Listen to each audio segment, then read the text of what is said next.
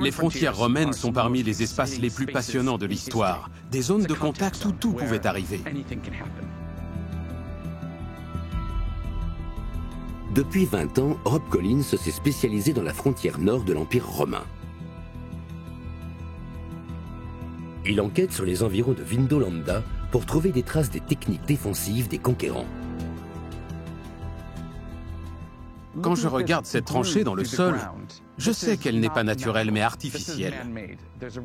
Elle a une forme en V très nette et va vers l'est et vers l'ouest.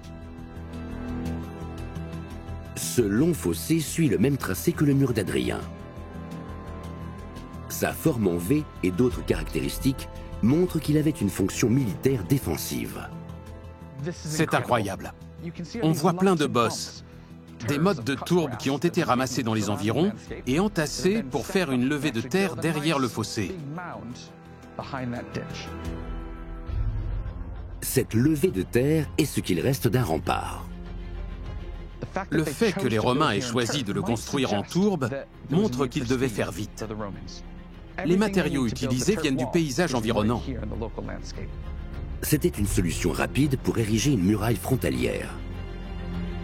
Les forces postées dans le fort de Vindolanda n'étaient pas suffisantes pour repousser les barbares.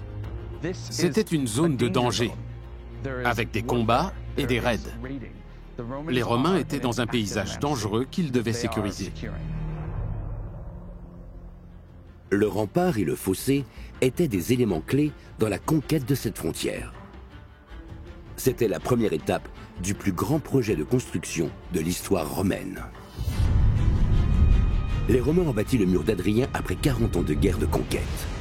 Il mesurait environ 120 km et faisait jusqu'à 4,50 m de haut pour 3 mètres d'épaisseur.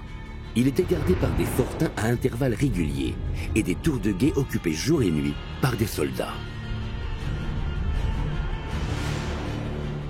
Parallèlement au mur du côté nord, les Romains ont creusé un fossé défensif. Et au sud, ils ont disposé des garnisons avec des centaines de soldats. Ce territoire était clairement dangereux et ne pouvait être conquis qu'au prix d'une guerre sans merci et d'une grande présence militaire.